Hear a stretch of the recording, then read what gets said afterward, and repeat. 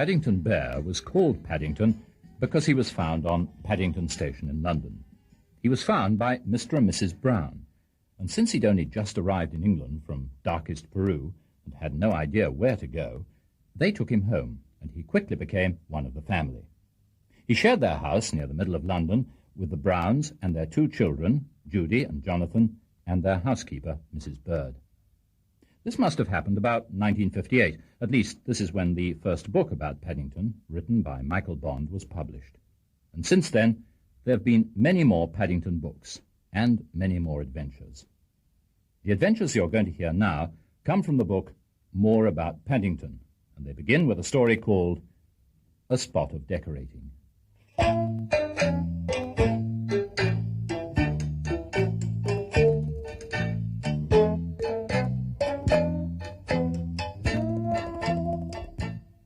Paddington gave a deep sigh and pulled his hat down over his ears in an effort to keep out the noise. There was such a hullabaloo going on, it was difficult to write up the notes in his scrapbook. The excitement had all started when Mr. and Mrs. Brown and Mrs. Bird received an unexpected invitation to a wedding. Luckily, both Jonathan and Judy were out for the day, or things might have been far worse.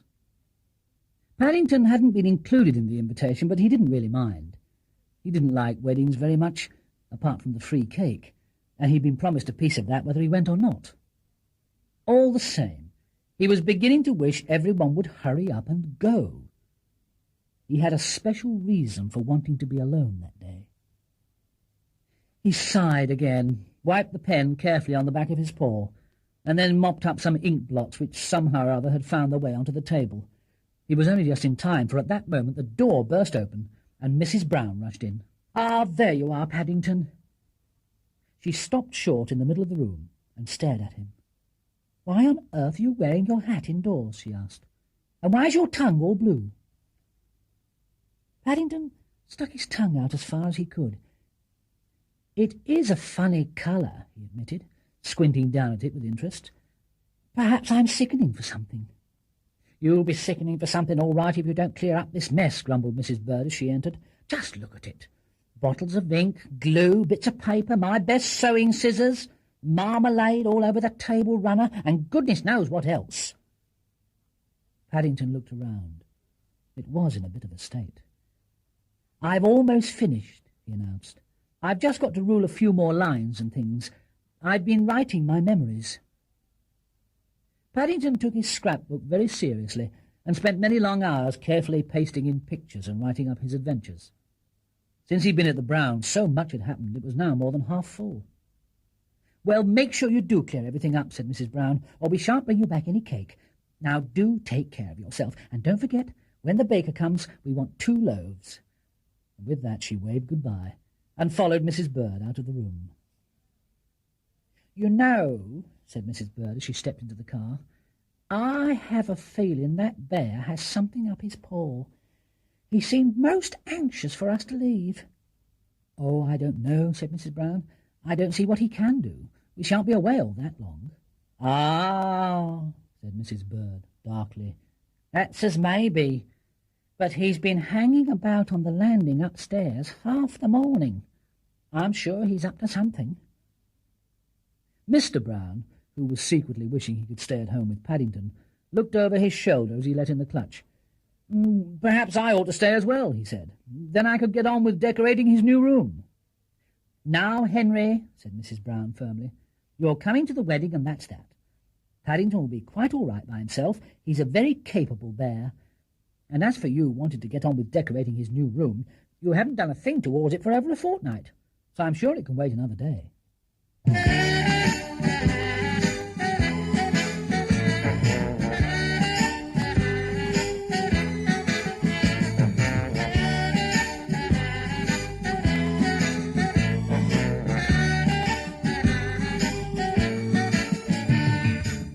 Paddington's new room had become a sore point in the Brown household. It was over 2 weeks since Mr. Brown had first thought of doing it, and so far he'd stripped all the old wallpaper from the walls, removed the picture rails, the wood round the doors, the door handle, and everything else that was loose, or that he had made loose. He bought a lot of bright new wallpaper, some whitewash, and some paint. And there, matters had rested. In the back of the car, Mrs. Bird pretended she hadn't heard a thing. An idea had suddenly come into her mind, and she was hoping it hadn't entered Paddington's as well. But Mrs. Bird knew the workings of Paddington's mind better than most, and she feared the worst. Had she but known, her fears were being realized at that very moment. Paddington was busy scratching out the words, "at a loose end," in his scrapbook, and was adding, in large capital letters, the ominous ones, "decorating my new room." It was while he'd been writing "at a loose end" in his scrapbook earlier in the day that the idea had come to him. Paddington had noticed in the past that he often got his best ideas when he was at a loose end. For a long while, all his belongings had been packed away, ready for the big move to his new room, and he was beginning to get impatient. Every time he wanted anything special, he had to undo yards of string and brown paper. Having underlined the words in red, Paddington cleared everything up, locked his scrapbook carefully in his suitcase, and hurried upstairs. He had several times offered to lend a paw with the decorating, but for some reason or other Mr. Brown had put his foot down on the idea, and hadn't even allowed him in the room while work was in progress. Paddington couldn't understand why. He was sure he'd be very good at it. The room in question was an old box room which had been out of use for a number of years, and when he entered it, Paddington found it was even more interesting than he'd expected. He closed the door carefully behind him and sniffed. There was an exciting smell of paint and whitewash in the air. Not only that, but there were some steps, a trestle table, several brushes, a number of rolls of wallpaper, and a big pail of whitewash. There were so many different and interesting things around that it was a job to know what to do first. Eventually, Paddington decided on the painting. Choosing one of Mr. Brown's best brushes, he dipped it into the pot of paint, and then looked around the room for something to dab it on. It wasn't until he'd been working on the window frame for several minutes that he began to wish he'd started on something else. The brush made his arm ache, and when he tried dipping his paw in the paint pot instead and rubbing it on, more paint seemed to go onto the glass than the wooden part, so that the room became quite dark. "Perhaps," said Paddington, waving the brush in the air and addressing the room in general, "perhaps if I do the ceiling first with the whitewash, I can cover all the drips on the wall with the wallpaper." But when Paddington started work on the whitewashing, he found it was almost as hard as the painting. Even by standing on tiptoe at the very top of the steps, he had a job to reach the ceiling. The bucket of whitewash was much too heavy for him to lift, so that he had to come down the steps every time in order to dip the brush in. And when he carried the brush up again, the whitewash ran down his paw and made his fur all matted. Looking around him, Paddington began to wish that he was still at a loose end. Things were beginning to get in rather a mess again. He felt sure Mrs. Bird would have something to say when she saw it. It was then that he had a brainwave. Paddington was a resourceful bear, and he didn't like being beaten by things. Recently, he'd become interested in a house which was being built nearby. He had first seen it from the window of his bedroom, and since then he'd spent many hours talking to the men and watching while they hoisted their tools and cement up to the top floor by means of a rope and pulley. Once Mr. Briggs, the foreman, had even taken him up in the bucket too, and had let him lay several bricks. Now the Browns' house was an old one, and in the middle of the ceiling there was a large hook where a big lamp had once hung. Not only that, but in one corner of the room there was a thin coil of rope as well. Paddington set to work quickly. First, he tied one end of the rope to the handle of the bucket. Then he climbed up the steps and passed the other end through the hook in the ceiling. But even so, when he climbed down again, it still took him a long time to pull the bucket anywhere near the top of the steps. It was full to the brim with whitewash and very heavy, so that he had to stop every few seconds and tie the other end of the rope to the steps for safety. It was when he undid the rope for the last time that things started to go wrong. As Paddington closed his eyes and leaned back for the final pull, he suddenly felt to his surprise as if he was floating on air. It was a most strange feeling. He reached out one foot and waved it around. There was definitely nothing there. He opened one eye, and then nearly let go of the rope in astonishment as he saw the bucket of whitewash going past him on its way down. Well, suddenly everything seemed to happen at once. Before he could even reach out a paw or shout for help, his head hit the ceiling, and there was a clang as the bucket hit the floor. For a few seconds Paddington clung there, kicking the air, not knowing what to do. Then there was a gurgling sound from below. Looking down, he saw to his horror that all the whitewash was running out of the bucket. He felt the rope begin to move again as the bucket got lighter, and then it shot past him again as he descended, to land with a bump in the middle of a sea of whitewash. Even then his troubles weren't over. As he tried to regain his balance on the slippery floor, he let go of the rope, and with a rushing noise, the bucket shot downwards again and landed on top of his head, completely covering him.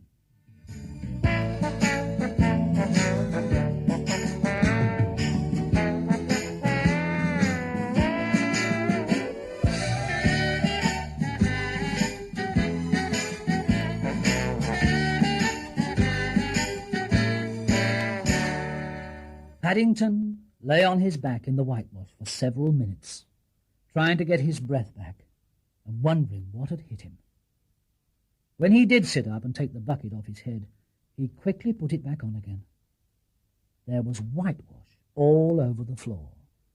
The paint pots had been upset into little rivers of brown and green, and Mr. Brown's decorating cap was floating in one corner of the room. When Paddington saw that, he felt very glad he'd left his hat downstairs.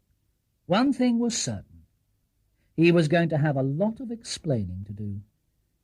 And that was going to be even more difficult than usual, because he couldn't even explain to himself quite what had gone wrong.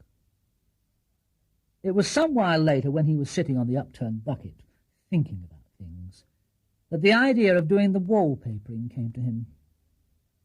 Paddington had a hopeful nature, and he believed in looking on the bright side.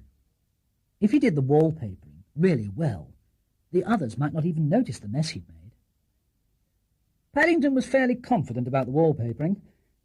Unknown to Mr. Brown, he'd often watched him in the past through a crack in the door, and it looked quite simple. All you had to do was to brush some sticky stuff on the back of the paper and then put it on the wall.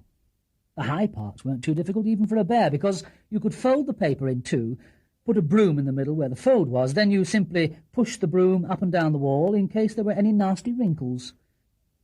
Paddington felt much more cheerful now he'd thought of the wallpapering. He'd found some paste already mixed in another bucket, which he put on top of the trestle while he unrolled the paper. It was a little difficult at first, because every time he tried to unroll the paper he had to crawl along the trestle, pushing it with his paws, and the other end rolled up again and followed him. But eventually he managed to get one piece completely covered in paste.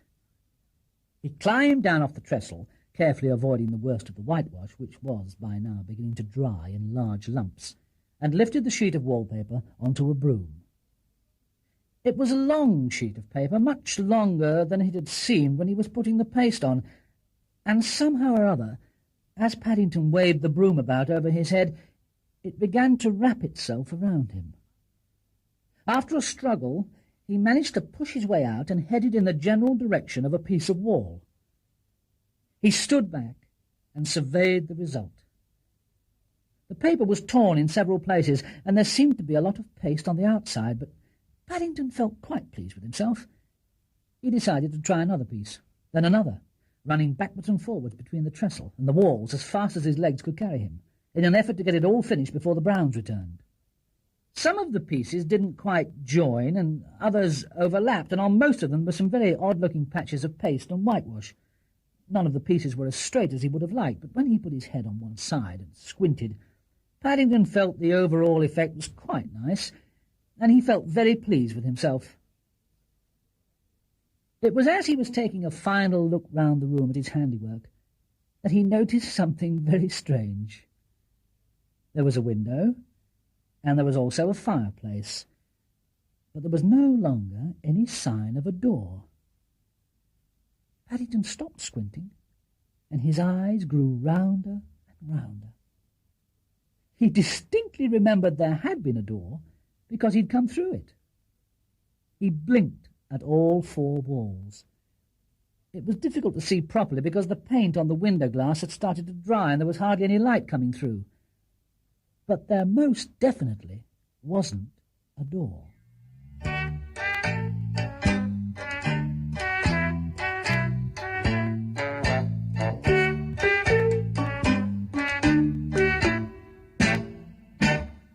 "I can't understand it," said Mr. Brown as he entered the dining room. "I've looked everywhere and there's no sign of Paddington. I told you I should have stayed at home with him." Mrs. Brown looked worried. "Oh, dear, I hope nothing's happened to him. It's so unlike him to go out without leaving a note." "He's not in his room," said Judy. "Have you seen Paddington anywhere?" asked Mrs. Brown as Mrs. Bird entered, carrying a tray of supper things. "I don't know about Paddington," said Mrs. Bird. "I've been having enough trouble over the water pipes without missing bears. I think they've got an airlock or something they've been banging away ever since we came in." Mr. Brown listened for a moment. "It does sound like water pipes," he said, "and yet it isn't regular enough somehow." He went outside into the hall. "It's a sort of thumping noise." "Crikey!" shouted Jonathan. "Listen! It's someone sending an SOS." Everyone exchanged glances, and then, in one voice, cried, "Paddington!" "Mercy me," said Mrs. Bird as they burst through the papered-up door. "There must have been an earthquake or something, and either that's Paddington or it's his ghost." She pointed to a small white figure as it rose from an upturned bucket to greet them. "I couldn't find the door," said Paddington plaintively. "I think I must have papered it over when I did the decorating. It was there when I came in. I remember seeing it. So I banged on the floor with the broom handle." "Gosh!" said Jonathan admiringly. "What a mess!" "You papered it over when you did the decorating?" repeated Mr. Brown. He was a bit slow to grasp things sometimes. "That's right," said Paddington. "I did it as a surprise." He waved a paw round the room. "I'm afraid it's in a bit of a mess, but it isn't dry yet." While the idea was slowly sinking into Mr. Brown's mind, Mrs. Bird came to Paddington's rescue. "Now, it's not a bit of good holding an inquest," she said. "What's done is done, and if you ask me, it's a good thing, too. Now perhaps we should get some proper decorators in to do the job." And with that, she took hold of Paddington's paw and led him out of the room. "And as for you, young bear, you're going straight into a hot bath before all that plaster and stuff sets hard." Mr. Brown looked after the retreating figures of Mrs. Bird and Paddington, and then at the long trail of white footprints and paw marks. "Bears," he said bitterly. Paddington hung about in his room for a long time after his bath, and waited until the last possible minute before going downstairs to supper. He had a nasty feeling he was in disgrace. But surprisingly, the word decorating wasn't mentioned at all that evening. And even more surprisingly, while he was sitting up in bed drinking his cocoa, several people came to see him, and each of them gave him a 5-pence piece. It was all very mysterious, but Paddington didn't like to ask why in case they changed their minds. It was Judy who solved the problem for him when she came in to say good night. "I expect Mummy and Mrs. Bird gave you 5p because they don't want Daddy to do any more decorating," she explained. "He always starts things and never finishes them, and I expect Daddy gave you one because he didn't want to finish it anyway. Now they're getting a proper decorator in, so everyone's happy." Paddington sipped his cocoa thoughtfully. "Perhaps if I did another room, I'd get another 15p, he said. "Oh, no, you don't," said Judy sternly. "You've done quite enough for one day. If I were you, I shouldn't mention the word decorating for a long time to come." "Perhaps you're right," said Paddington sleepily, as he stretched out his paws. "But I was at a loose end."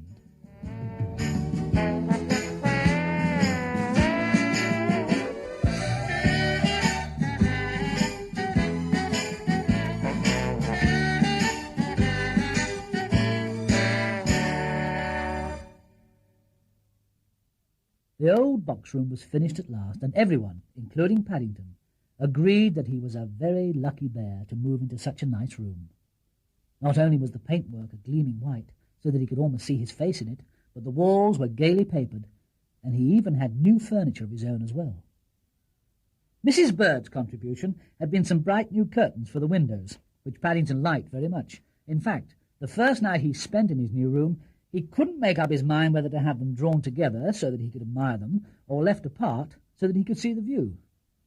He got out of bed several times and eventually decided to have one drawn and the other left back so that he could have the best of both worlds. Then something strange caught his eye. Paddington made a point of keeping a torch by the side of his bed in case there was an emergency during the night, and it was while he was flashing it on and off to admire the drawn curtain that he noticed it. Each time he flashed the torch, there was an answering flicker of light from somewhere outside. He sat up in bed, rubbing his eyes, and stared in the direction of the window. He decided to try a more complicated signal. 2 short flashes, followed by several long ones. When he did so, he nearly fell out of bed with surprise, for each time he sent a signal, it was repeated in exactly the same way through the glass. Paddington jumped out of bed and rushed to the window. He stayed there for a long while, peering out at the garden, but he couldn't see anything at all. Having made sure the window was tightly shut, he drew both curtains and hurried back to bed, pulling the clothes over his head a little farther than usual. It was all very mysterious, and Paddington didn't believe in taking any chances. It was Mr. Brown at breakfast the next morning who gave him his first clue. "Someone's stolen my prize marrow," he announced crossly. "They must have got in during the night." For some weeks past, Mr. Brown had been carefully nursing a huge marrow, which he intended to enter for a vegetable show. He watered it every morning and evening, and measured it every night before going to bed.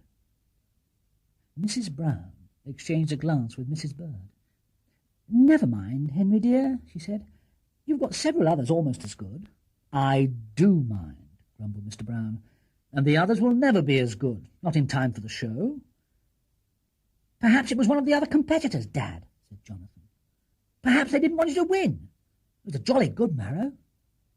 "That's quite possible," said Mr. Brown, looking more pleased at the thought. "I've a good mind to offer a small reward." Mrs. Bird hastily poured out some more tea.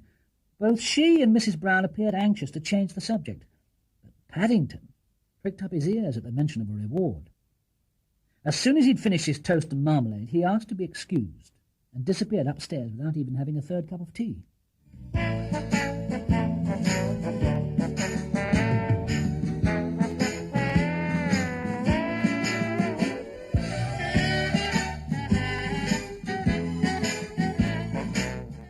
It was while she was helping Mrs. Bird with the washing up that Mrs. Brown first noticed something odd going on in the garden.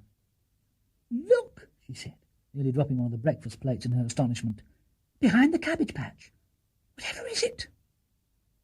Mrs. Bird followed her gaze out of the window to where something brown and shapeless kept bobbing up and down.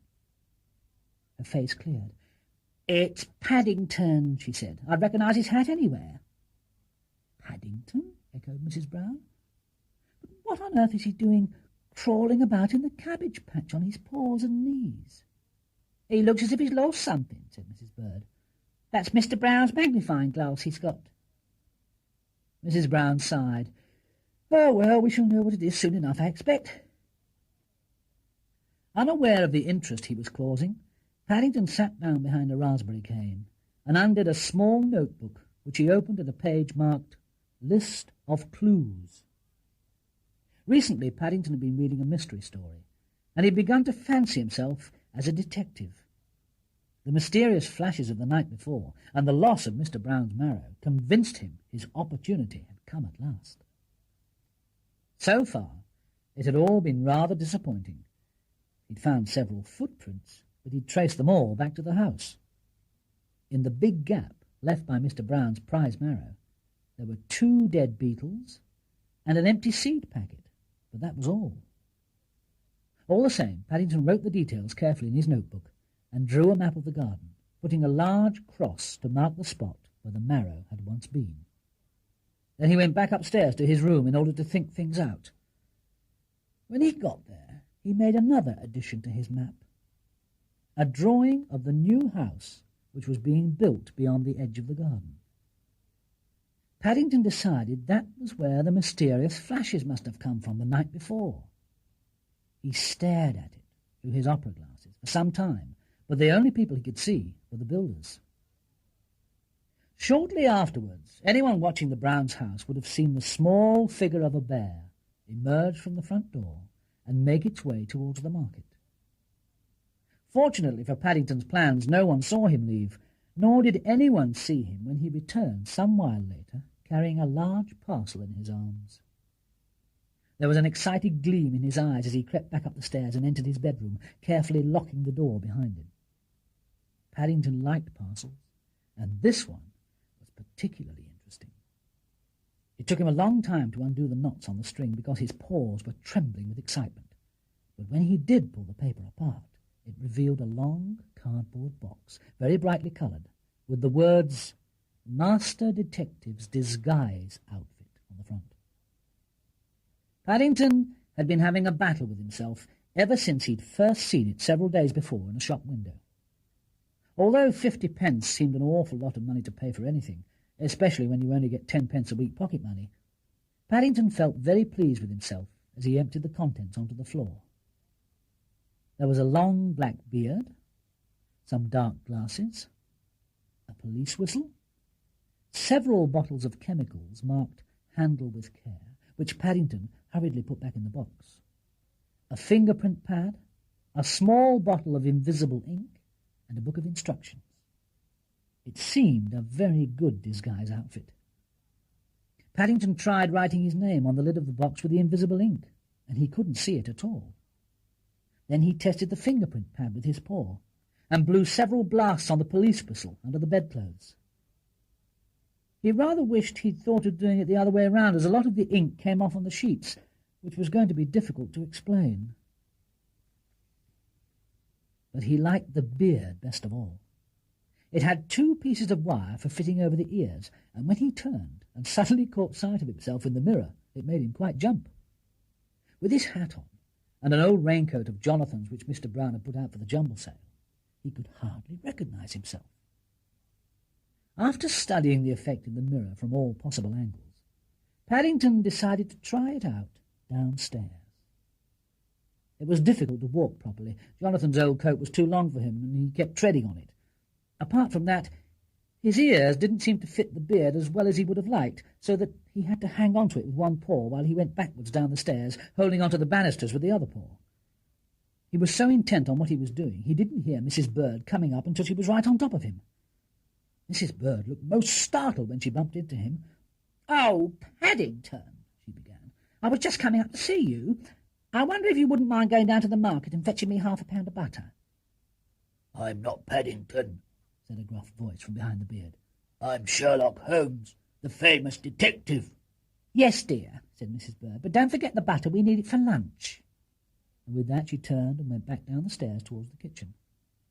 The door shut behind her, and Paddington heard the murmur of voices. He pulled off the beard disappointedly.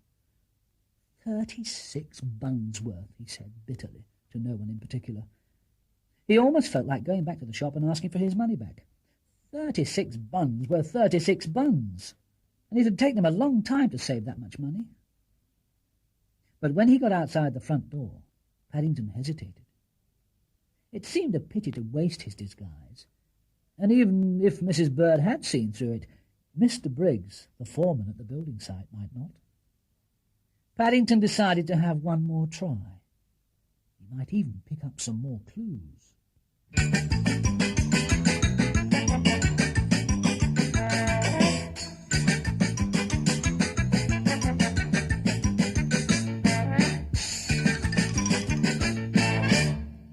By the time he arrived at the new house, he was feeling much more pleased with himself. Out of the corner of his eye, he'd noticed quite a number of people staring at him as he passed. And when he looked at them over the top of his glasses, several of them had hurriedly crossed to the other side of the road. He crept along outside the house until he heard voices. They seemed to be coming from an open window on the first floor, and he distinctly recognized Mr. Briggs' voice among them. There was a ladder propped against the wall, and Paddington clambered up the rungs until his head was level with the windowsill. Then he carefully peered over the edge. Mr. Briggs and his men were busy round a small stove making themselves a cup of tea. Paddington stared hard at Mr. Briggs, who was in the act of pouring some water into the teapot. And then, after adjusting his beard, he blew a long blast on his police whistle. There was a crash of breaking china as Mr. Briggs jumped up. He pointed a trembling hand in the direction of the window. "Caw!" he shouted. "Look! An apparition!" The others followed his gaze with open mouths. Paddington stayed just long enough to see 4 white faces staring at him, and then he slid down the ladder on all 4 paws and hid behind a pile of bricks. Almost immediately there was the sound of excited voices at the window. "Can't see it now," said a voice. "Must have vanished." "Caw!" repeated Mr. Briggs, mopping his brow with a spotted handkerchief. "Whatever it was, I don't want to never see nothing like it again. Fair chilled me to the marrow, it did." And with that he slammed the window shut, and the voices died away. From behind the pile of bricks, Paddington could hardly believe his ears. He'd never dreamed that Mr. Briggs and his men could be mixed up in the affair, and yet he had definitely heard Mr. Briggs say his marrow had been chilled.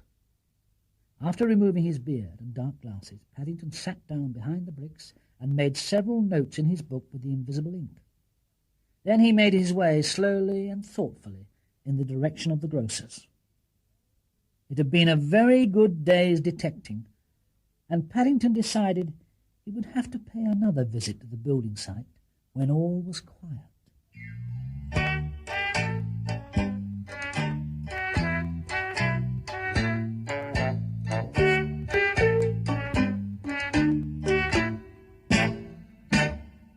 It was midnight.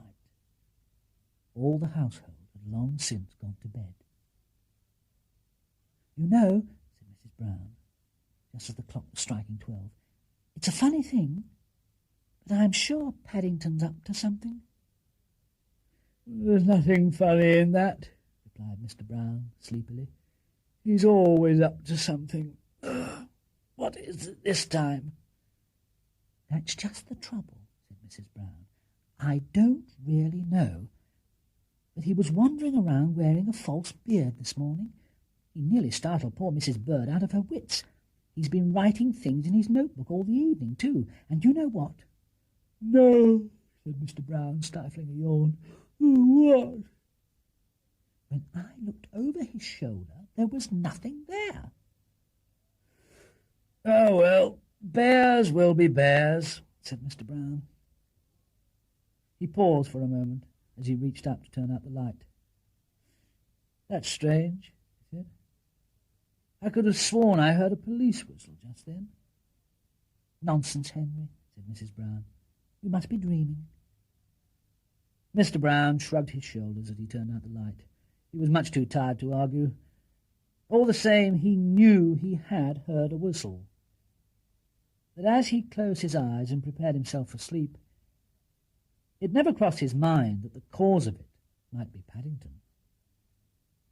Lots of things had been happening to Paddington since he crept out of the Browns' house under cover of darkness and made his way round to the building site.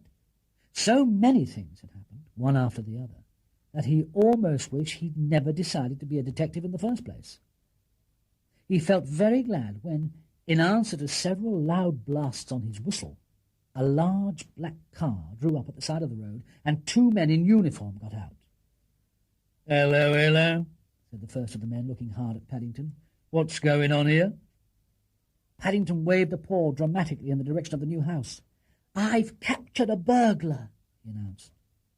"A what?" asked the second policeman, staring at Paddington. He'd come across some very strange things in the course of duty, but he'd never been called out in the middle of the night by a young bear before. This one seemed to be wearing a long black beard and a duffel coat. It was most unusual. "A burglar," repeated Paddington. "I think he's the one that took Mr. Brown's marrow." "Mr. Brown's marrow?" repeated the first policeman, looking rather dazed as he followed Paddington through his secret entrance into the house. "That's right," said Paddington. "Now he's got my marmalade sandwiches. I took a big parcel of them inside with me in case I got hungry while I was waiting." "Of course," said the second policeman, trying to humour Paddington. "Marmalade sandwiches." He tapped his forehead as he looked at his colleague. "And where is the burglar now? Eating your sandwiches?" "I expect so," said Paddington. "I shut him in the room, and I put a piece of wood under the door so that he couldn't get out. I got my beard caught in one of the sandwiches, so I switched my torch on to take some of the hairs out of the marmalade, and then it happened." "What happened?" chorused the policeman. They were finding it rather difficult to keep up with Paddington's description of the course of events. "I saw someone flashing a light outside the window," explained Paddington as patiently as he could. "Then I heard footsteps coming up the stairs, so I lay in wait." He pointed towards a door at the top of the stairs. "He's in there."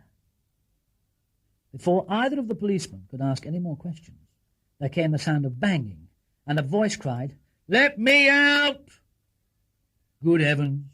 exclaimed the first policeman. "There is someone in there." He looked at Paddington with renewed respect. "Did you get a description, sir?" "He was about 8 feet tall," said Paddington recklessly, "and he sounded very cross when he found he couldn't get out." Said the second policeman. "We'll soon see about that. Stand back." And with that, he pulled the piece of wood from under the door and flung it open, shining his torch into the room. Everyone stood back and waited for the worst to happen. To their surprise, when the man came out, it was another policeman. "Locked in," he exclaimed bitterly. "I see some lights flashing from an empty house, so I go to investigate, and what happens? I'm locked in by a bear." He pointed towards Paddington. "And if I'm not mistaken, that's him." Paddington suddenly began to feel very small. All 3 policemen were looking at him, and in the excitement his beard had fallen off one ear. Said the first policeman. "And what were you doing in an empty house at gone midnight, young fellow me bear, and wearing a disguise at that? Yeah, I can see we'll have to take you along to the station for questioning." "It's a bit difficult to explain," said Paddington sadly. "I'm afraid it's going to take rather a long time. You see, it's all to do with Mr. Brown's marrow, the one he was going to enter for the vegetable show."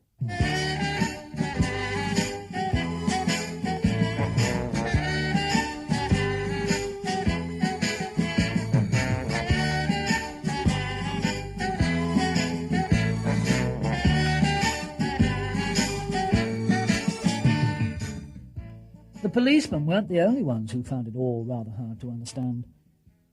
Mr. Brown was still asking questions long after Paddington had been returned from the police station to the family's safekeeping.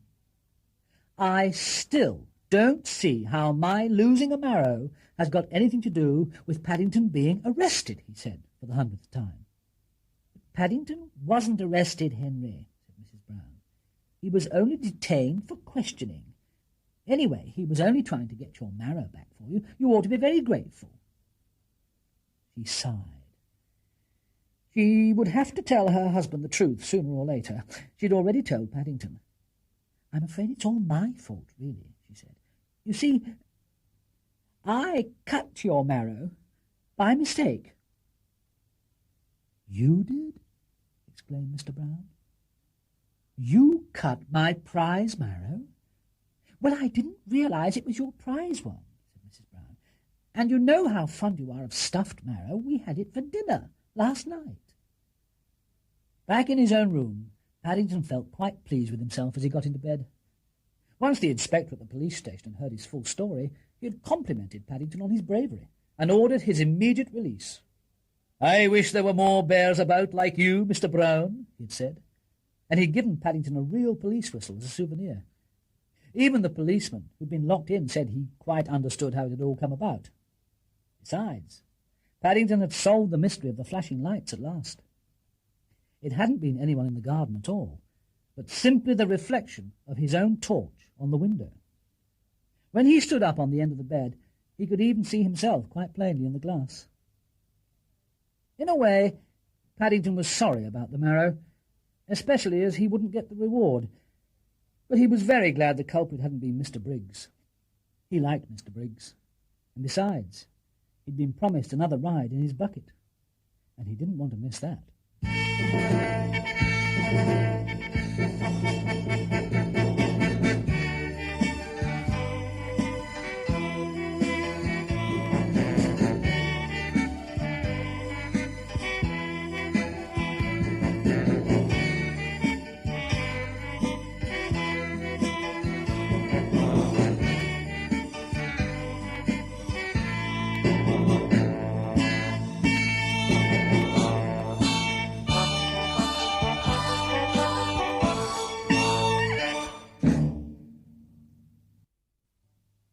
Paddington found that Christmas took a long time to come. Each morning when he hurried downstairs, he crossed the date off the calendar, but the more days he crossed off, the farther away it seemed. However, there was plenty to occupy his mind. For one thing, the postman started arriving later and later in the morning, and when he did finally reach the Browns' house, there were so many letters to deliver that he had a job to push them all through the letterbox. Often there were mysterious-looking parcels as well, which Mrs. Bird promptly hid before Paddington had time to squeeze them. A surprising number of the envelopes were addressed to Paddington himself, and he carefully made a list of all those who had sent him Christmas cards, so that he could be sure of thanking them.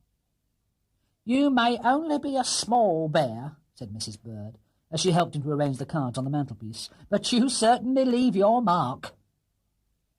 Paddington wasn't sure how to take this, especially as Mrs. Bird had just polished the hall floor, but when he examined his paws, they were quite clean. One evening Mr. Brown arrived home with a huge Christmas tree tied to the roof of his car.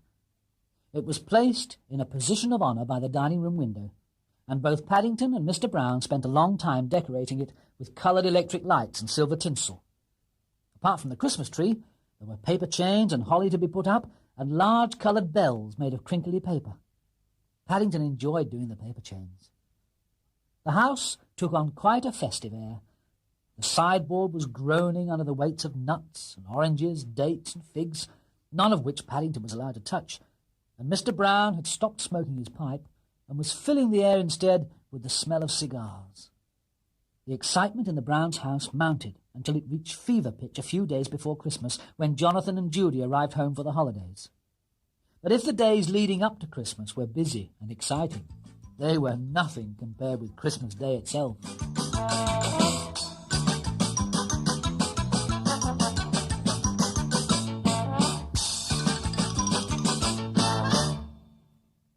The Browns were up early on Christmas morning, much earlier than they'd intended. It all started when Paddington woke to find a large pillowcase at the bottom of his bed.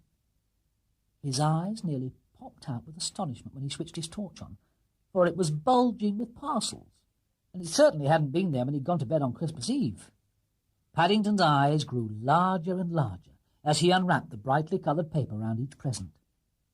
A few days before, on Mrs. Bird's instructions, he had made a list of all the things he hoped to have given him, and he'd hidden it up one of the chimneys. It was a very strange thing, but everything on that list seemed to be in the pillowcase. There was a large chemistry outfit from Mr. Brown, full of jars and bottles and test tubes, which looked very interesting. And there was a miniature xylophone from Mrs. Brown, which pleased him no end. Paddington was fond of music, especially the loud sort, which was good for conducting, and he'd always wanted something he could actually play. Mrs. Bird's parcel was even more exciting, for it contained a checked cap, which he'd specially asked for and had underlined on his list. Paddington stood on the end of the bed, admiring the effect in the mirror for quite a while. Jonathan and Judy had each given him a travel book. Paddington was very interested in geography, being a much-travelled bear, and he was pleased to see there were plenty of maps and coloured pictures inside. The noise from Paddington's room was soon sufficient to waken both Jonathan and Judy, and in no time at all the whole house was in an uproar, with wrapping paper and bits of string everywhere. "I'm as patriotic as the next man," grumbled Mr. Brown, "but I draw the line when bears start playing the national anthem at 6 o'clock in the morning, especially on a xylophone." As always, it was left to Mrs. Bird to restore order. "No more presents until after lunch," she said firmly. She had just tripped over Paddington on the upstairs landing, where he was investigating his new chemical outfit, and something nasty had gone in one of her slippers. "It's all right, Mrs. Bird," said Paddington, consulting his instruction book. "It's only some iron filings. I don't think they're dangerous."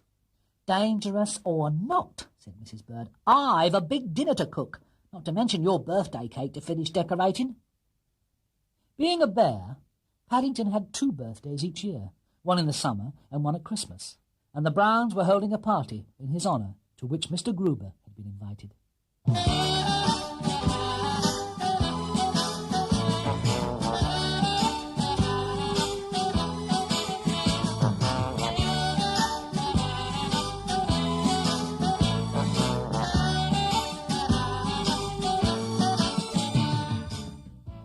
Paddington's eyes glistened as he surveyed the table. He didn't agree with Mr. Brown when he said it all looked too good to eat. All the same, even Paddington got noticeably slower towards the end when Mrs. Bird brought in the Christmas pudding. "Well," said Mr. Gruber, a few minutes later, as he sat back and surveyed his empty plate, "I must say that's the best Christmas dinner I've had for many a day. Thank you very much indeed." "Hear, hear," agreed Mr. Brown. When they had finished their coffee and were sitting round the blazing fire, feeling warm and comfortable, Mr. Brown rubbed his hands. "Now, Paddington," he said, "it's not only Christmas, it's your birthday as well. What would you like to do?" A mysterious expression came over Paddington's face. "If you all go in the other room," he announced, "I've a special surprise for you." "Oh, dear, must we, Paddington?" said Mrs. Brown. There isn't a fire." "I shan't be long," said Paddington firmly, "but it's a special surprise, and it has to be prepared." He held the door open, and the Browns, Mrs. Bird, and Mr. Gruber filed obediently into the other room. "Now close your eyes," said Paddington when they were all settled, "and I'll let you know when I'm ready." Mrs. Brown shivered. "I hope you won't be too long," she called. But the only reply was the sound of the door clicking shut. They waited for several minutes without speaking, and then Mr. Gruber cleared his throat. Do you think young Mr. Brown's forgotten about us?" he asked. "I don't know," said Mrs. Brown, "but I'm not waiting much longer." "Henry!" she exclaimed as she opened her eyes. "Have you gone to sleep?" "What's that?" snorted Mr. Brown. He had eaten such a large dinner he was finding it difficult to keep awake. "What's happening? Have I missed anything?" "Nothing's happening," said Mrs. Brown. "Henry, you'd better go and see what Paddington's up to." Several more minutes went by before Mr. Brown returned to announce that he couldn't find Paddington anywhere. "Well, he must be somewhere," said Mrs. Brown. "Bears don't disappear into thin air." "Crikey!" exclaimed Jonathan, as a thought suddenly struck him. "You don't think he's playing at Father Christmas, do you? He was asking all about it the other day when he put his list up the chimney. I bet that's why he wanted us to come in here, because this chimney connects with the one upstairs, and there isn't a fire." "Father Christmas?" said Mr. Brown. "I'll give him Father Christmas."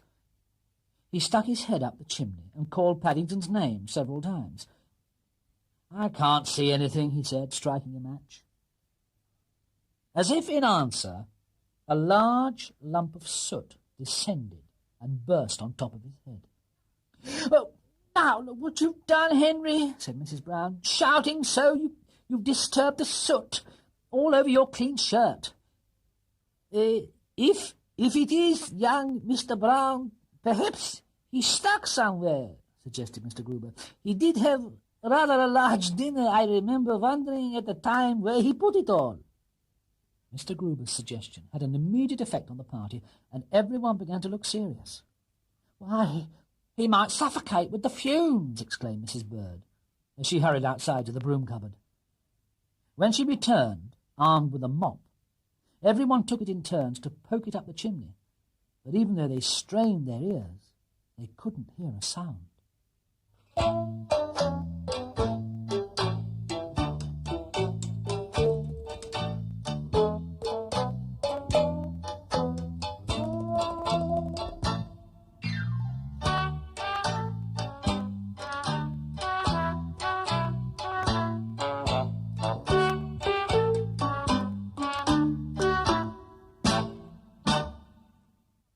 It was while the excitement was at its height that Paddington came into the room. He looked most surprised when he saw Mr. Brown with his head up the chimney. "You can come into the dining room now," he announced, looking round the room. "I've finished wrapping my presents, and they're all on the Christmas tree." "You don't mean to say," spluttered Mr. Brown as he sat in the fireplace, rubbing his face with a handkerchief, "you don't mean to say you've been in the other room all the time?" "Yes," said Paddington, innocently. "I hope I didn't keep you waiting too long." Mrs. Brown looked at her husband. "I thought you said you'd looked everywhere," she exclaimed. "Well, we'd just come from the dining room," said Mr. Brown, looking very sheepish. "I didn't think he'd be there." "It only goes to show," said Mrs. Bird hastily, as she caught sight of the expression on Mr. Brown's face, "it only goes to show how easy it is to give a bear a bad name." Paddington looked most interested when they explained to him what all the fuss was about. "I never thought of coming down the chimney," he said, staring at the fireplace. "Well, you're not thinking about it now either," replied Mr. Brown sternly. But even Mr. Brown's expression changed as he followed Paddington into the dining room and saw the surprise that had been prepared for them. In addition to the presents that had already been placed on the tree, there were now 6 newly wrapped ones tied to the lower branches. If the Browns recognised the wrapping paper they'd used for Paddington's presents earlier in the day, they were much too polite to say anything. "I'm afraid I had to use old paper," said Paddington, apologetically, as he waved a paw at the tree. "I hadn't any money left. That's why you had to go in the other room while I wrapped them." "Really, Paddington," said Mrs. Brown, "I'm very cross with you, spending all your money on presents for us." "I'm afraid they're rather ordinary," said Paddington, as he settled back in a chair to watch the others, "but I hope you like them. They're all labelled so that you know which is which." "Ordinary?" exclaimed Mr. Brown as he opened his parcel. "I don't call a pipe rack ordinary, and there's an ounce of my favourite tobacco tied to the back as well."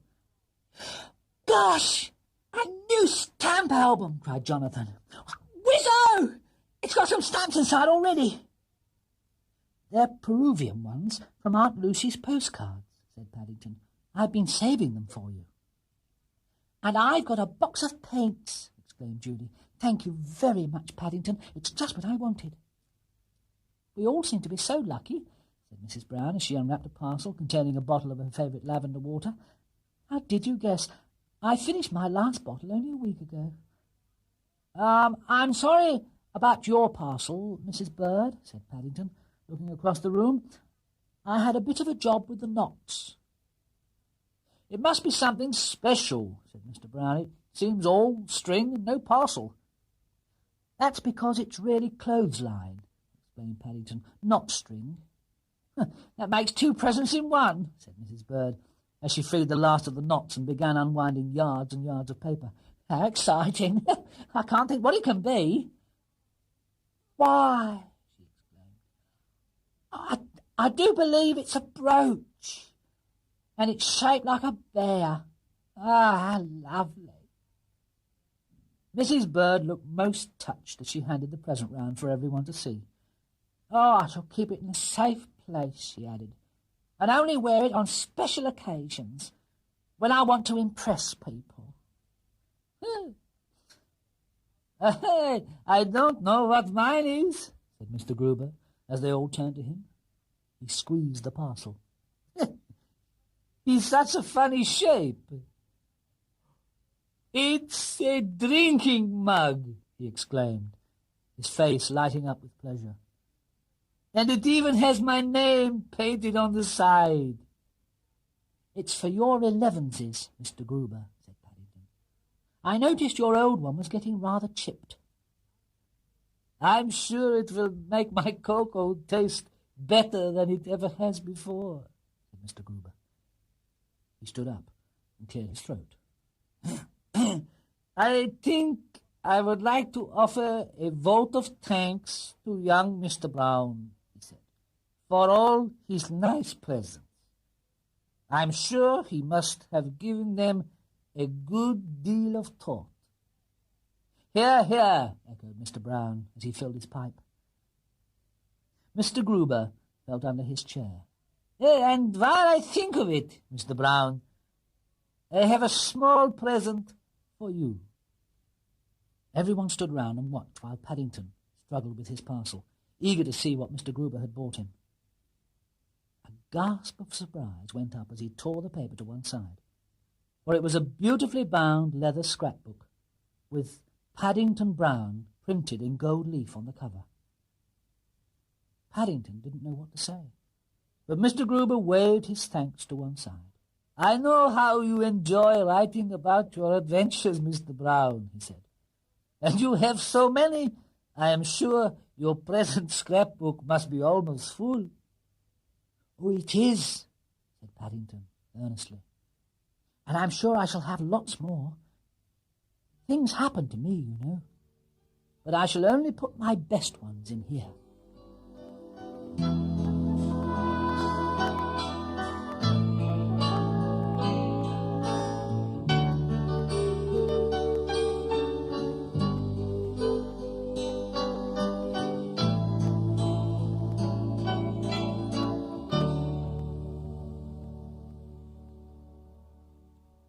When he made his way up to bed later that evening, his mind was in such a whirl, and he was so full of good things, he could hardly climb the stairs, let alone think about anything. He wasn't quite sure which he'd enjoyed most, the presents, Christmas dinner, the games, or the tea with the special marmalade layer birthday cake Mrs. Bird had made in his honour. Pausing on the corner halfway up, he decided he'd enjoyed giving his own presents best of all. Paddington, whatever have you got there? He jumped and hastily hid his paw behind his back as he heard Mrs. Bird calling from the bottom of the stairs. It's only some pudding, Mrs. Bird, he called, looking over the banisters guiltily. I thought I might get hungry during the night, and I didn't want to take any chances. Honestly, Mrs. Bird exclaimed, as she was joined by the others. What does that bear look like? A paper hat about 10 sizes too big on his head, Mr. Gruber's scrapbook in one paw, and a plate of Christmas pudding in the other. I don't care what he looks like, said Mrs. Brown, so long as he stays that way. The place wouldn't be the same without him. But Paddington was too far away to hear what was being said. He was already sitting up in bed, busily writing in his scrapbook. First of all, there was a very important notice to go on the front page. It said, Paddington Brown, 32, Windsor Gardens, London, England, Europe, the world. Then, on the next page, he added, in large capital letters, My Adventures, Chapter 1. Paddington sucked his pen thoughtfully for a moment, and then carefully replaced the top on the bottle of ink before it had a chance to fall over on the sheets. He felt much too sleepy to write any more, but he didn't really mind. Tomorrow was another day, and he felt quite sure he would have some more adventures, even if he didn't know what they were going to be as yet. Paddington lay back and pulled the blankets up round his whiskers. It was warm and comfortable, and he sighed contentedly as he closed his eyes. It was nice being a bear, especially a bear called Paddington.